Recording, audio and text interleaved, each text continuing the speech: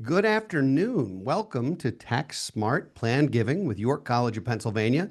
I am Eric Brotman from BFG Financial Advisors, joined here by Lena Nebel, who is in a different window, but on your screen here with BFG as well.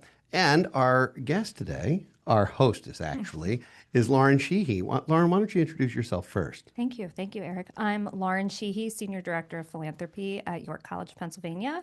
I am also a proud alum of York College. I graduated in 2014, and I am now pursuing my master's there. So I'm a student, an employee, and an alum. I don't like them at all, as you can tell.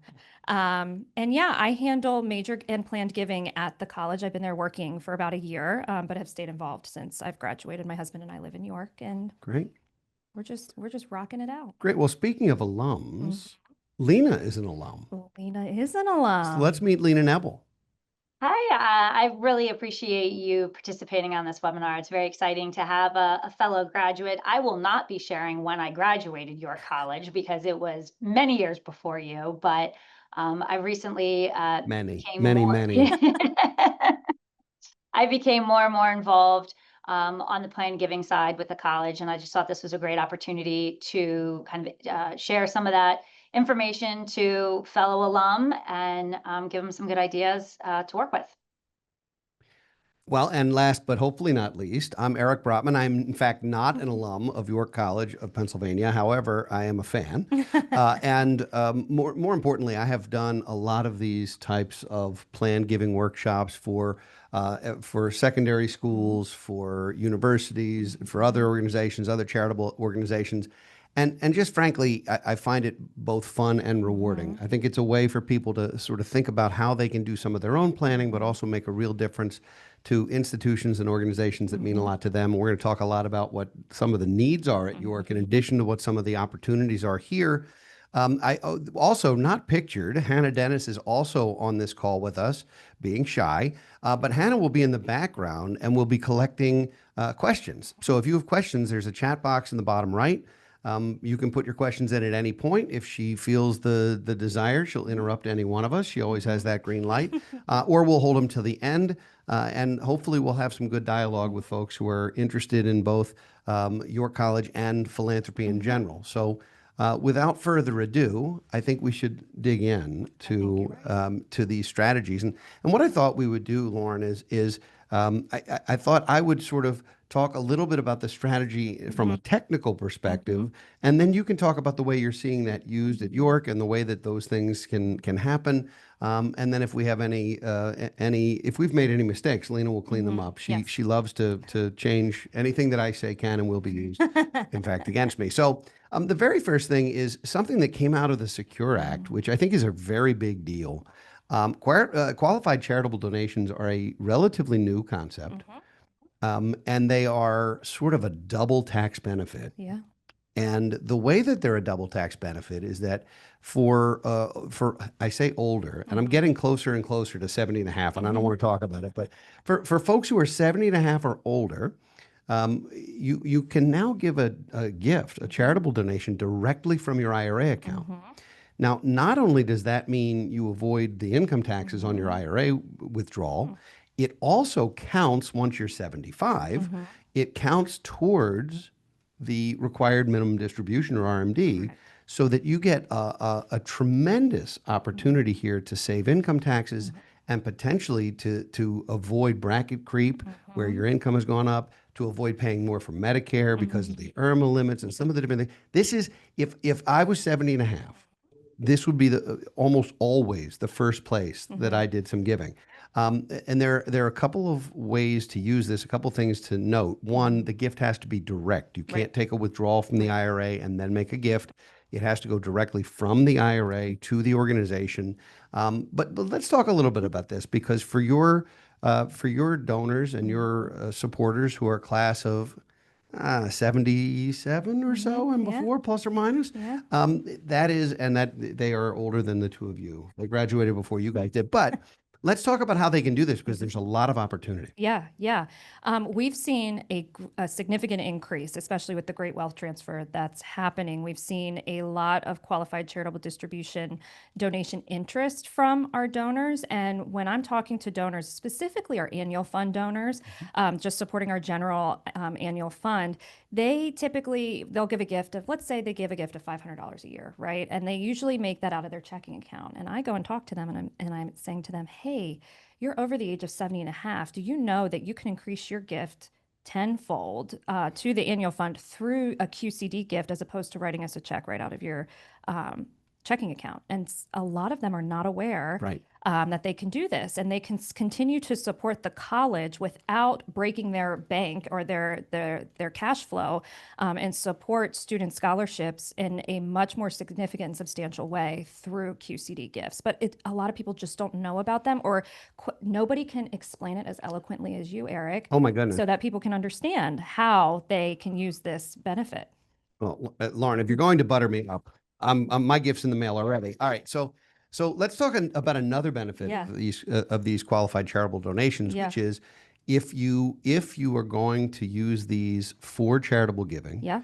you are essentially spending down your IRA, which means you're potentially leaving less of your IRA to Yes. heirs. Yes. And on one hand, you say, well, I don't want to disinherit my family, and you don't have to naturally. But remember that we no longer have the ability to stretch an inherited IRA used to, prior to Secure Act, you used to be able to extend the RMDs, the required distributions, over your life expectancy. Right. Right. So if you were leaving an IRA to a child who was 40, they might have a 40-year window to take those required distributions, so they were quite small. Well, today, those accounts have to be fully emptied. That's oxymoronic, but they have to be fully emptied within 10 years. Yeah. And with very few exceptions for minors and for some disabled folks, but generally speaking, it has to be within 10 years for a non-spouse. Right. Spouse can still extend. Correct. Yes. So an IRA or 401k, 403b are actually some of the worst property you can leave behind to family. And some of the best property you can utilize and leave behind to charity. Yeah. And there are other assets where the pendulum swings the other way. We'll talk a little bit about that. But if you're one of those folks who's writing a check every year, Right. and it's very, very important to any institution, York, of course, being no exception, to have a solid annual fund, because that is what keeps tuition reasonable. It is what keeps the university flourishing. Yeah. And we can talk about some of the annual fund details and why that's We should, important. yeah. Why don't we do that? Because that is something a lot of times people think of planned giving or they think of giving strategies and they think, well, I can only write a small check, or I'm going to leave money when I'm deceased. Right. But there's other ways, and the annual fund matters. You don't want to cannibalize it. Sure, sure. So your college prides itself on being a quality and affordable institution to our constituents, our students. And last year, I pulled some data this morning. We distributed $32.3 million. It's always the 0.3. Yeah, it's that 32.3 million in merit and need-based scholarships. So we scholarship students based on grades and qualifications to get in, and as well as need-based financial need of the student.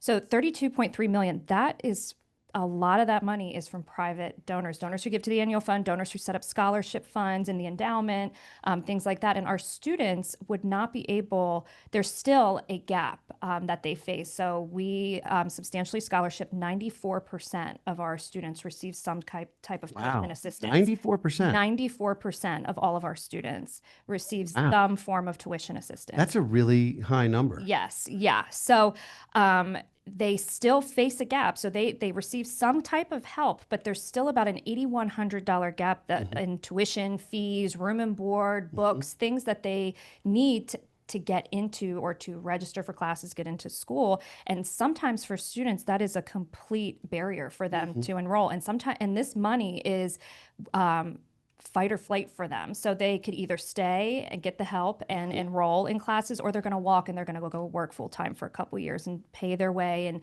take years to get through school and accrue debt. And that's not what we want for our students. So 94% of 94% of our students.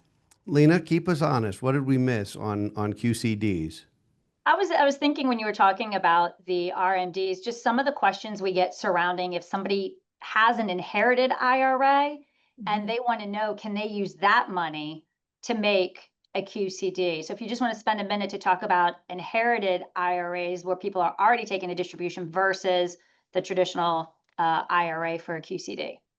I mean, at the end of the day, I believe the answer is yes. You can use an inherited IRA to make a QCD, and it does count toward the RMD. Now, remember that required minimum distributions on inherited accounts start immediately unless you're the spouse Right. or unless you're a minor, basically.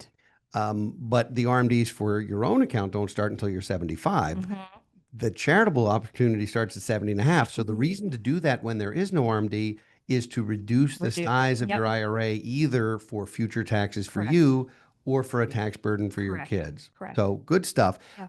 And in terms of scholarships, one of the things that I've seen through working with a lot of different universities is gap scholarships. Yeah. Gap scholarships to me are, and that has nothing to do with the clothing company. Gap scholarships are where you have a level financial aid offer typically, and tuition's not level. And you wind up with juniors and seniors. And it's often not a huge number in the grand scheme of things, but it could still be game over for somebody who's that close to the vest. Yeah. And so there are ways to make donations either annually or through an endowed gift that can keep juniors and seniors on track so they don't have the worst possible outcome, which is leaving after 2 years with student loans and with no diploma. Right. That is Yes. hands down the worst outcome that I can think of from matriculation on. Yeah. So let's shift gears and talk about our next strategy. And our next strategy is beneficiary designations. Well, now we're talking about something when you're no longer living. Right. Right?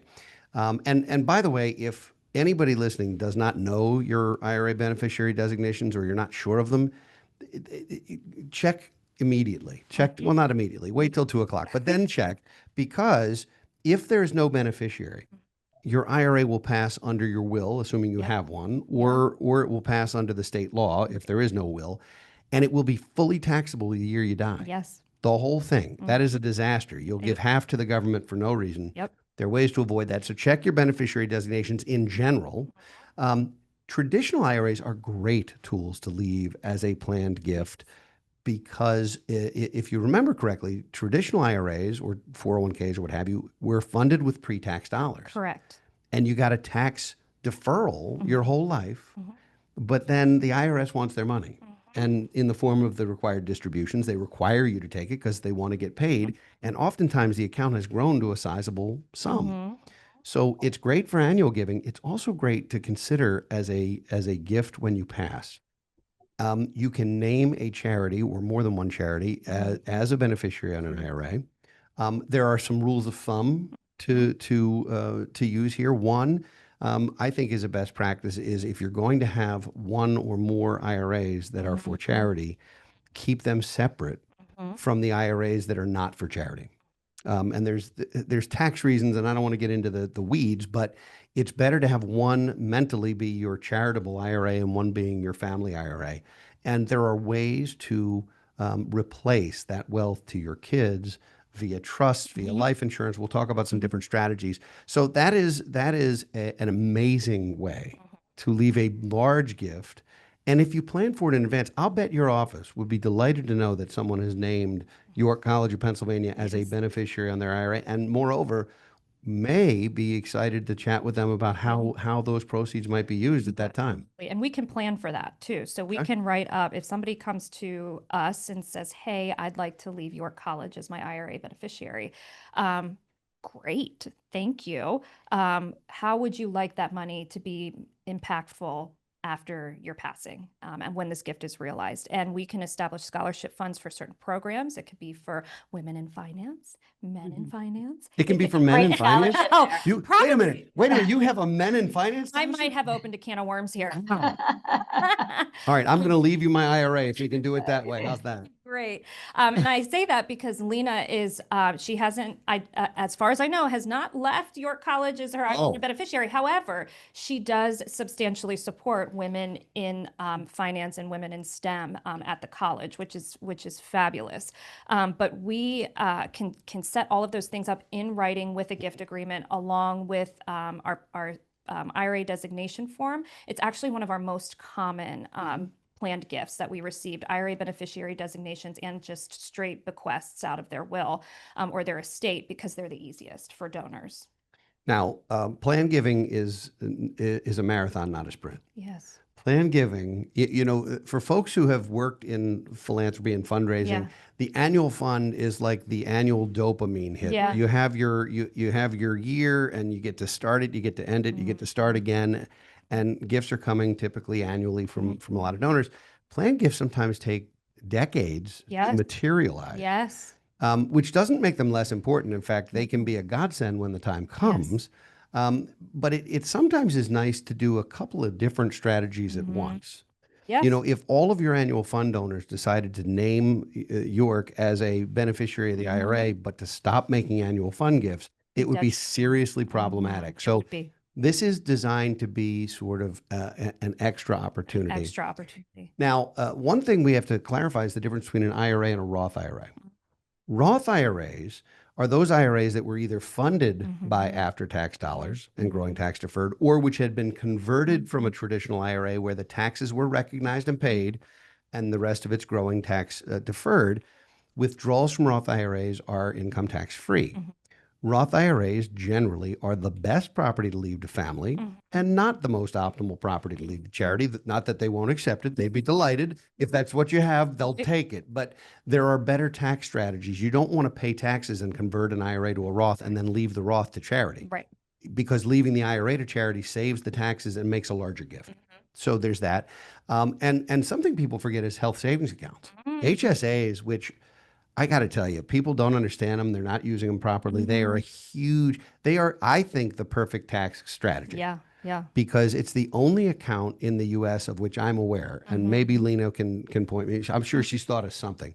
She's going to say something about racehorses in Kentucky or something really esoteric. But in terms of accounts that most people can use, the health savings account allows you to get a tax deduction for your deposit, regardless of your income. It allows you to get tax deferral as it grows. And as long as you use it for medical care at any point in your life, it allows you to take it tax free. It's triple tax free. Here's the problem. Don't die with one. Right. Because unfortunately, the HSA, which is phenomenal, it's a great place to store money. It's a great place to avoid taxes. It can be used for long-term care. It can be used for Medicare premiums. It can be used for all kinds of things. It's an insanely powerful tool. But if you leave it to someone other than your spouse, there is no 10 years. Right. It's fully taxed the year you die. And it's literally like flushing half of it in places we're not going to talk about on our webinar. However, you can leave an HSA to your college. Yeah. In which case you are avoiding having the government take half of your account or plus or minus. You're amplifying your gift, and you're giving money that was earmarked for your medical care and presumably that you didn't need. You were blessed enough to not need it. Yep. So many of us spend so much money on healthcare in our last 90 days on the planet. If you're blessed and have extra money in a healthcare account, it is a perfect gift for a charitable organization. What have I missed? I know there's lots of flavors of qualified retirement plans, and I don't know that we need to get into that, but typically there's going to be the taxable and the non-taxable. Right. Anything that's going to be non-taxable to you or to heirs is great for family. Yes. Anything that's going to be taxable to you or heirs is better for charity because there's no tax. Right. What did I miss? Nothing. Nothing. I nailed it all. No, Lena's going to come up with something. Well, Lena can come up with that. She's the finance professional. She's a woman in finance. There's stuff she knows that I'll never know. Yes. Unfortunately. It's true with that York College education. There you go. There you go. No, I liked what Lauren said about, letting the college know that they're going to be a beneficiary of these assets. I think that's a great reminder for clients too. If you're, putting these, whether it's a university, charitable organization, and you're putting them in your documents, let them know. And I love the fact that, you can specify like, this is where I would like that money to go. I think that adds to that value. So I think that's a healthy reminder. It's also healthy to let people know that you can leave your legacy behind in perpetuity Oh, yeah. to these institutions. So at the time of your passing, if we decide that we would, or you decide as the donor, you would like to establish, we have a great horticulture program that is newly established at the college. If you want to leave your HSA to the York College horticulture program to specifically benefit students of financial need, we can do that, and we can write that gift agreement, and you sign it, and it gets filed away, and hopefully for it's not realized until years down the road. However, if 10 years go by and you're like, actually, I've really, really loved what York College is doing with their YCOS program, I'd like to leave a portion to that as well in my name. So then that sets up a fund in our endowment. If it's over $25,000, Mhm. sets up a named fund in your name that lives in our endowment in perpetuity. There's something very cool about that. Yeah. And having had that experience and having endowed a fund Yeah. at another local university, which I won't name because I can't do that, but also at my daughter's school. Yeah. There's something really special about Yeah. knowing that that's a form of immortality. Yeah. Not to get weird, Too weird. Yeah. but you know, I saw a lot of people who would slap their name on a building, Right. which is a lovely, amazing gift and a great tribute. Absolutely. But I don't know about you at York, but when I went to school, I knew the name of the building, but I didn't know who those people were. Right. And I think if you can find a way to make that same kind of gift Yeah. and have it be perpetually Yeah. changing lives, Yeah. it's a huge deal. Now, everybody's different. Right. That's my bias. Yeah. And so don't let that change your mind if you Yeah. want to build a stadium or something. But I just think there's something special about having something Right. that helps people every year. Yep.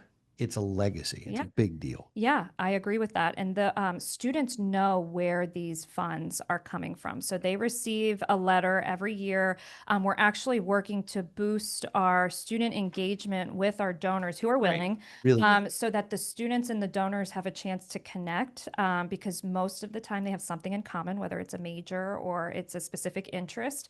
And these students are so grateful for this help that they're receiving. And your name will be on that scholarship forever. So in the year 2099, there will be a scholarship in that donor's name, still distributing funds to students who need it. So you're saying that today we're going to gang up on Lena and create the Lena Nebel Scholarship Fund? The endowed Is that scholarship. done yet? Has that happened yet? No, we haven't gotten there yet. We have not right. gotten there, but Lena is very well versed in all of this. And so she knows what opportunities are there. Well, it is 1:22. We have 38 minutes to convince her to do this, and we will continue to try.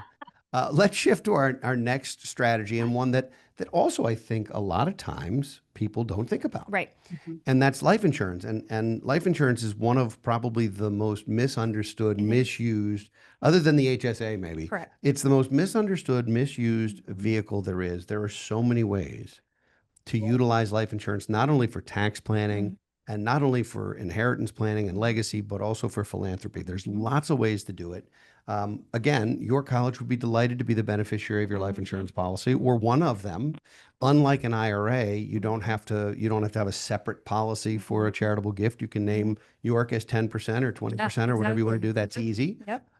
You can also make a gift by allowing York College, I assume you guys will do this, where York College actually becomes the owner and the payor on a life insurance policy on a donor, and the donor makes a gift every year to cover the premium. And that way the gift becomes deductible, because the premium to a life insurance policy is not deductible. Right. Right. But if again, let's use Lena. Lena's going to buy a life insurance policy and she wants York College to own it and be the beneficiary of it, and she's going to pay for it. Instead of her buying life insurance or having life insurance and writing a check to the insurance company, she's going to write a check, or better yet, do some other fancy planning to get you some money to pay the premium. She gets to deduct that amount. So it's amplifying the amount of the gift. It either means that she can write essentially a smaller check, or it means that she can write have a larger benefit. All of those things are options. And then for wealth replacement, this is the best way to use life insurance I can come up with, is if you have a sizable IRA. And sizable means different things to different people. But let's just say you have an IRA you're unlikely to fully spend. Yes. If you have an IRA you're unlikely to fully spend, there's a couple of ways to try and do family planning and tax planning there. One is to convert part of it to a Roth, where you pay some taxes and then it continues to grow. Another is to take larger distributions from the IRA than you're required to in your tax bracket, so you don't leave it to your kids with a 10-year window and potentially a higher tax bracket. So there's tax planning to be done between generations. My favorite is to use an IRA to make withdrawals from that IRA as soon as you're able to pay life insurance premiums that are outside of your estate. You make a gift to a trust for your family. The trust buys and owns the life insurance. The death benefit goes to the trust and therefore to the family, and you can then leave the IRA to charity and not be disinheriting, your kids. It is the perfect tax planning strategy. Yep. It's very, very easy, and you're using IRA money to pay for it, which you were going to have to take anyway. Right.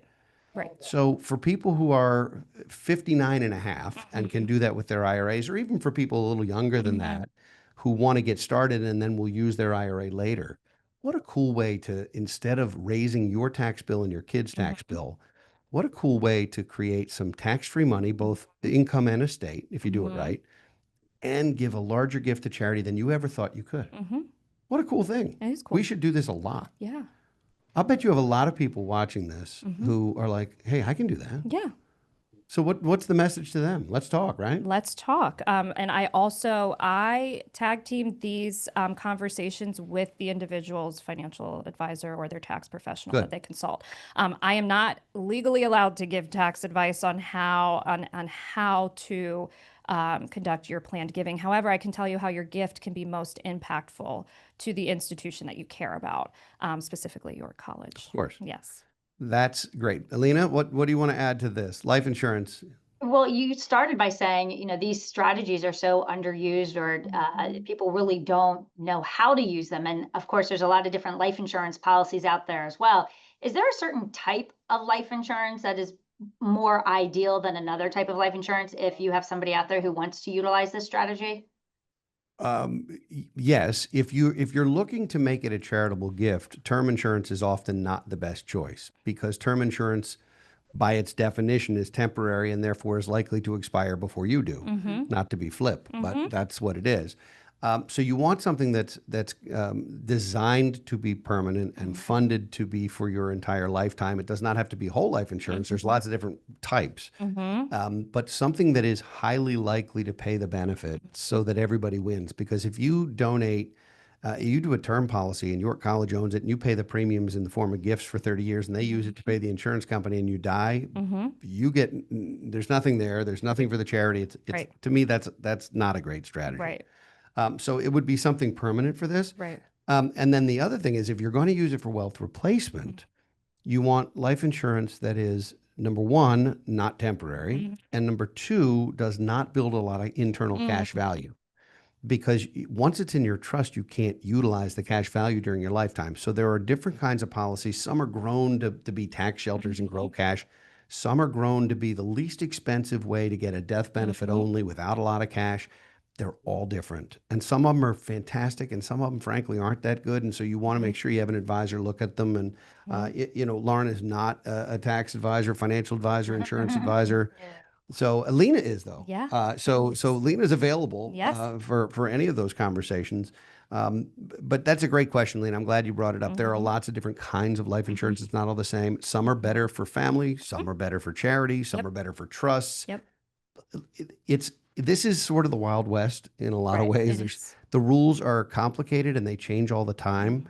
And we can ponder why that is and why the legislature likes to make it that complicated, but let's not. No. Let's just say it's complicated, and that's why there are people who do this for a It is. living and who can work together. So if you own a life insurance policy that either you don't need or you think might be being utilized improperly, and you want to leave that to York College, there are a dozen ways to do it. And I know Lauren would be very excited to chat with you, and your financial advisor can help you, or Lena can help you. She's got nothing else to do. She's not busy at all. So that's perfect. And there we are. Anything else on this topic? Not for me. All right. All right. Donor advised funds. Look, did you see? For Yeah, I everybody noticed the watching, change. Yeah, right. what you need to do now is you need to pause this. If you're watching and it's not live, you need to pause it and go back and see the kid in the candy store that just appeared next to me. That was I think this is awesome. her favorite topic right now. Well, why don't I let you talk about it then? Because it's clearly your favorite. Well, it's one of my favorite giving vehicles because it's so easy. It is so it's such a good introductory vehicle to planned giving, I believe. It's so easy. A fundraiser can set it up and do it. Guys, come Wow. on. Wow. And there's I can't remember, and you can if you guys know this statistic, but last I heard it's like 8 billion is sitting in donor advised funds currently. That can be distributed out to charities. And Yeah. I like talking to donors about it because the tax benefit is immediate. You throw them, you don't even have to decide right away where the money is going to. Correct me if I'm wrong, but you throw the money in a DAF and then you get the immediate tax benefit You do. on it. You do. Donor advised funds are insanely powerful. Yes. I mean, not only can they make her smile, like so far nothing else could, including meeting me or seeing Lena, but donor advised funds are great for people, especially those folks who don't itemize on their tax returns, which right now is 8 out of 10 American families don't itemize. If you don't itemize, you get very little benefit from charitable gifts on your tax returns. So what a donor advised fund does is it allows you to make a larger gift to your fund, take the tax deduction for it in a year where you donate enough to actually itemize and get a benefit, Right. and then use that donor advised fund to give to one or more Right. organizations throughout a couple of years or however long you want to do it. So it's a way, if you were to now there's some pitfalls here. So it's easy until it's not. Until it's not. You cannot fund a DAF specifically tied to a pledge. Yes, correct. So be super careful. If you're saying to York, we're going to give you $50,000, $10,000 a year for 5 years, Yeah. and then you fund a DAF for $50,000, not good. You Yeah. need to change those numbers Yeah. up a little bit so it's not a linear Yes. thing. The best thing to do is to fund the DAF before you make the pledge. Yes. Because then it's a non-issue. exactly. So that's just best practice. Yes. DAFs are great because you can choose which years to make gifts and which years not to, especially if you're in a situation where your income isn't steady. If you're a salaried person, you sort of know what your income is going to be. But if you're commissionable, if you're a salesperson, if you're a contract person or a gig worker, if you're in that kind of situation, there'll be years where you make more money and you want to donate, and years where you make less money and can't, but you can still fund from the DAF because it's there. So if you want to give to your college's annual fund every single year, you can get ahead of it by a couple of years so that if you have a lean year, you don't have to say, gosh, Lauren, I'm sorry, I'd love to help, but I can't. This isn't my year for that. So that's very cool. It's a great way to avoid capital gains. This money goes in tax deductibly, assuming you can itemize. I mean, that's part of the key with the DAF. If you're itemizing, it goes in tax deductibly. It grows without capital gains. It comes out without capital gains or taxes of any kind, so long as it's going directly to a charity. Correct. This is not one where you're going to have it refund you. You're going to have the DAF send the check. And I did this last year for the first time personally, and it was not only easy. So easy. It's kind of fun. It is fun, and you can do it from your phone. Well, I did do it. Did you? It's actually terrifying. It is terrifying. It's actually terrifying that could happen. And correct me if I'm wrong, but there's no minimum to put into the DAF. Most of them don't. Some do. Our firm, Lena and I have helped set DAFs up for people who are setting up very large donor advised funds. But if you're setting up a DAF that by reasonable measure is modest, certainly if it's less than $100,000, which is not necessarily modest, that's a heck of a nice gift. But if it's less than $100,000, you can use your phone. And do it. If it starts to get very large and you need professional management, it's another thing. DAFs are very inexpensive, generally speaking. And that's kind of a nice thing so that you're not eating into your ability to give. And the thing about it is once the money's in there, it's so easy to say yes. Because that's what the money was for in the first place. It's so easy, and it feels so good to be able to say, yeah, I've got that. And the donor doesn't have to write a check. No. They just go into their little app, say, I want to send $10,000 to York College's annual fund. They put it in, and that wherever your DAF is set up, they send the checks. All right. So for everyone who's watching right now with a phone, and we know who you are, instead of playing Candy Crush while this is happening, go and set up a DAF. And of course, we'd be happy to help with that too. But there's lots of ways to do it. What I missed, QCDs cannot go into a DAF. Correct. Very important. Yes. If you're 70 and a half and you want to Mhm. make a donation from your IRA, you're not allowed to make that donation to a donor advised fund. Correct. There's some other wrinkles here. Again, they make it as complicated as possible, I think, because it keeps the accountants, lawyers, Your and financial it, advisor. it keeps all of our, I don't, you know, she is my financial advisor. It's So job this- security for us at this point with Yes. how Yeah. this Yes. webinar is going. it keeps things as difficult as possible. What did I forget about the DAF? I'm going to interrupt real quick with a question, if that's okay. Of course, another voice heard from the Yep. ether. Besides, here's the question. Besides Mhm. cash and stocks, are there other assets I can donate to a DAF, such as appreciated real estate?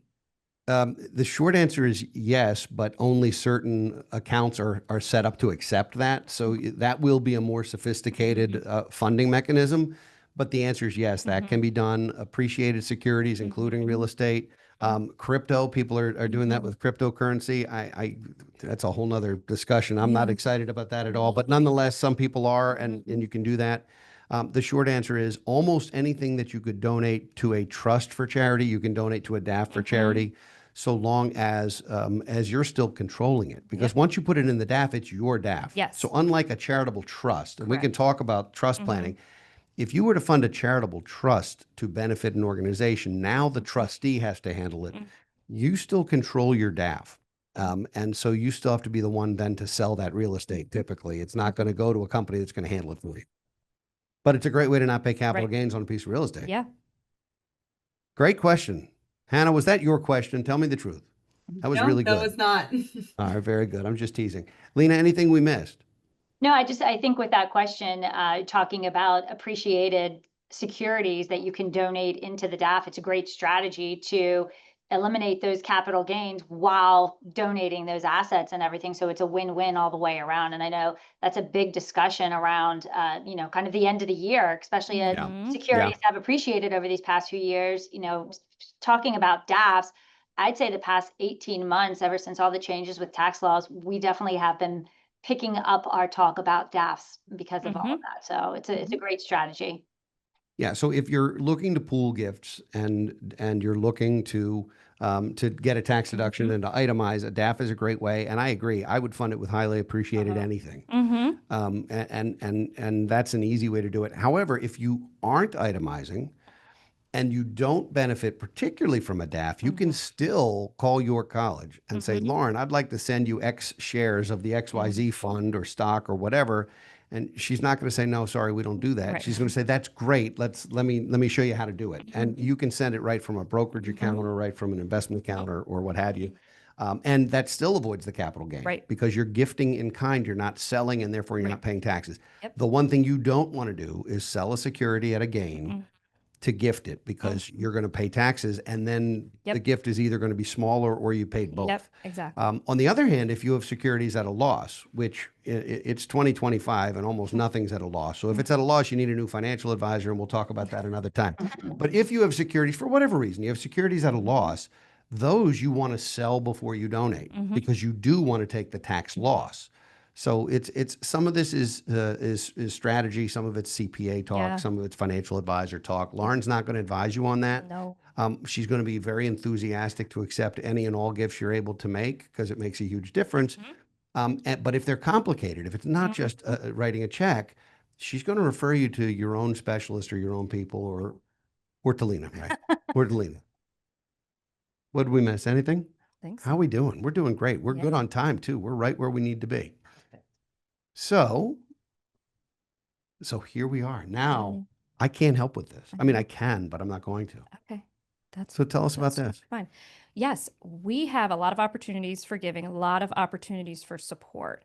The main ones are annual fund and scholarship. So like I said earlier, 94.5% of our students are either merit-based or financial need-based, usually both, through privately donated funds, scholarships, to come to York College. And we could always use more. Last year we gave out 32.3 million in merit and need-based scholarships, and that comes from our generous donors who set up endowed funds, who leave us planned gifts, who give out of their DAFs, who write us $50 checks every year out of their checking account. It all substantially impacts our students. Another thing you can leave money to is the campus. like we were talking about names on buildings Mhm. earlier. They got to have a name. And tuition helps cover upkeep of our facilities. However, York College is over 200 years old. You know, it will always. Doesn't look that old. No, it doesn't. No, it's aged well. It's aged very well. Mhm.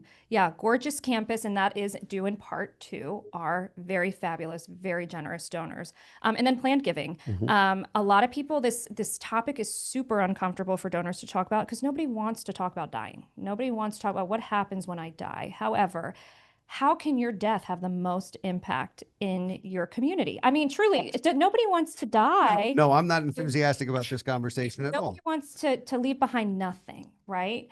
And obviously, there's more gentle ways to have that conversation, and I do. However, but that is what it is. And talking about leaving behind your finances to a place like York College, your legacy lives on literally forever Yeah. in the endowment. It will literally live on forever. Yes, I don't like thinking about my mortality, but I'm No. thrilled to talk about eternal life anytime you want. Yes. That Yes. is a way That to is. make a difference Yes. in perpetuity Yep.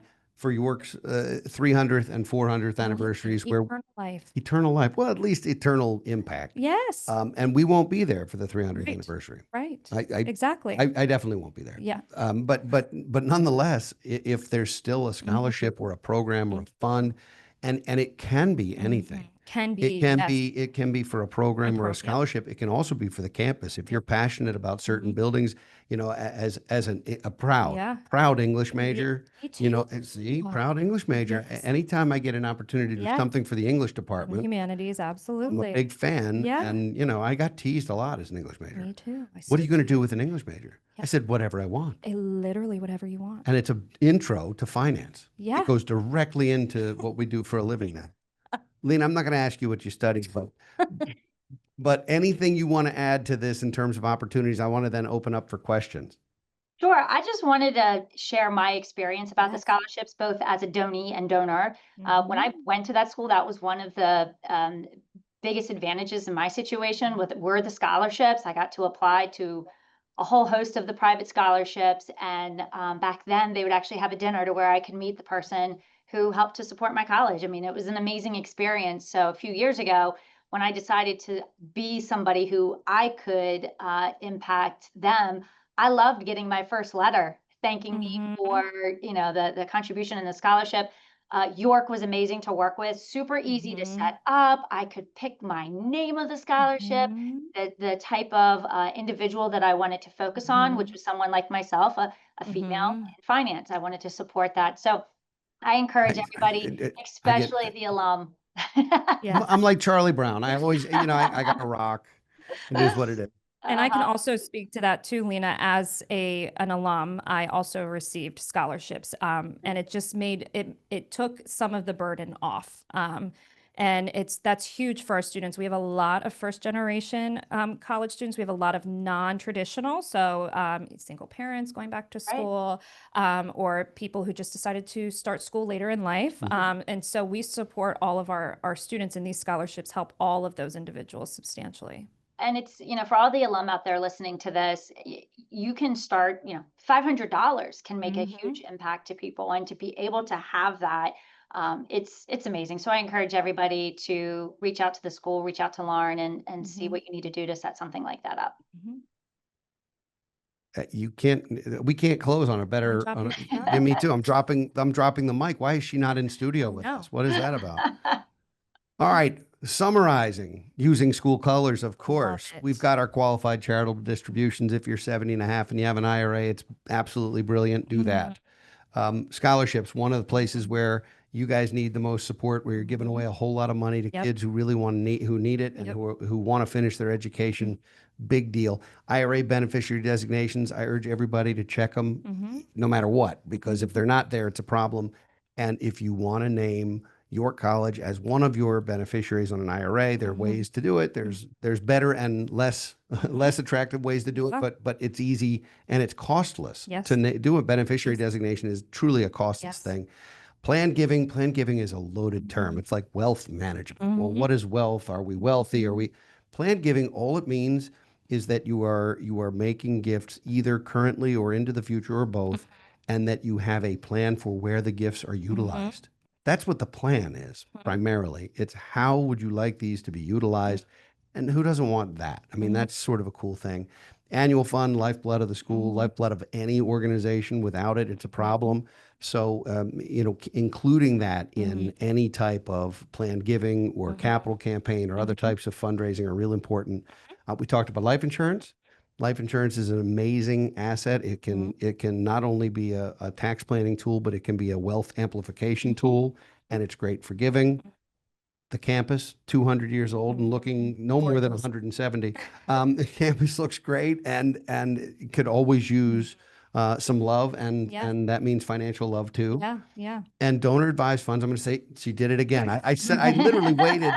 I waited. She smiled like, oh, keep saying I just donor advised funds, donor advised funds. All right, great tool for giving, for making a difference, for doing some tax planning. Also, something I didn't mention about donor advised funds. It's a very cool way to involve your family, especially your kids. Yes. In philanthropy, Yes. because you can actually build a fund, whether it's online or whether it's with an organization, and then you can have family meetings or ideas where the kids can come up with potential donees as well. Yes. It's a very cool way to teach your kids to give back and to do some philanthropy. And, I have done that with my daughter, and we wound up giving to some very age appropriate type organizations. And it's a big deal. I mean, it really, and then your daughter gets that letter thanking her for that. And it's just a very cool thing.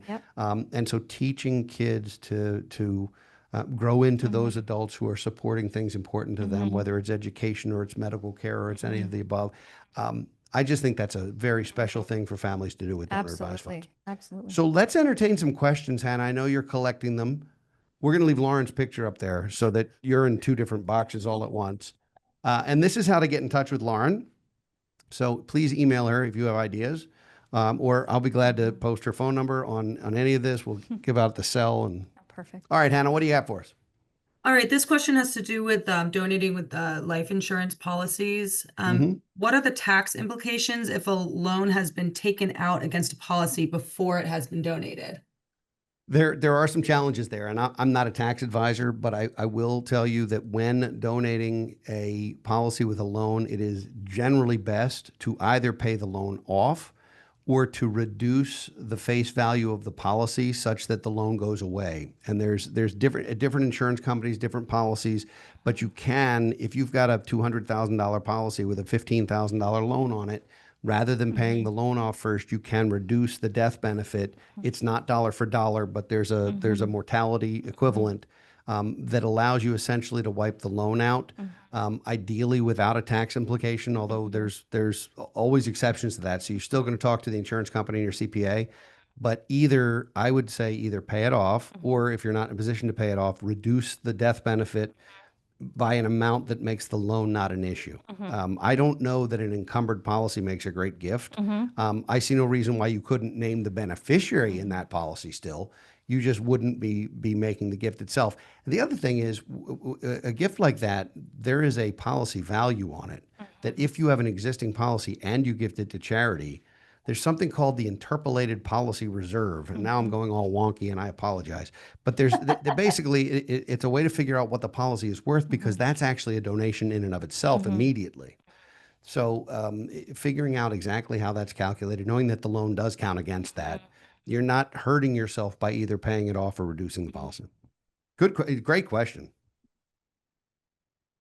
All right, and I've got one more question here. Sure. Regarding this, are there any specific initiatives or campus projects that your college is working on at the moment? Great question. That is a great question. Nothing that I can talk about publicly yet. We're in the silent phase, are we? Not quite, but there's rumblings. There's talks about what our next campaign is going to be and what that's going to support. So stay tuned.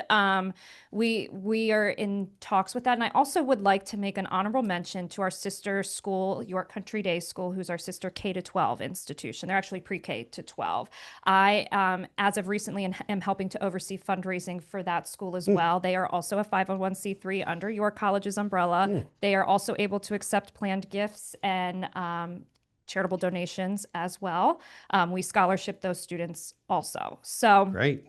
And there may be some upcoming projects over on that side. Might be. Might be. It's possible. It's possible. Anything is possible. Theoretically. A couple years ago, we came off of a huge comprehensive campaign that raised about 90 million. And so right now we're kind of in that in between where our advancement department is like, what's our next big thing that we can fundraise for to have the most impact? But right now, the most impact you can have is by giving to our annual fund and to scholarships. Great question. Anything else, Hannah? Nope, that's all we have. All right. Well, that's Lauren's contact info. Here's ours, and Lena is a perfect person for you to get in touch with if you want to know more about ways to not only ways to do your philanthropy and to manage wealth and taxes, but also to help your college. She's got a special place in her heart for your institution. I'd be remiss if I didn't share this because lawyers love this. There you go. You can pause that if you'd like to read it more carefully, but otherwise, Lauren, thank you. This was really this was fun. Yeah. I loved participating with you. I hope that this gets some folks to sort of off the couch and going, hey, this is cool.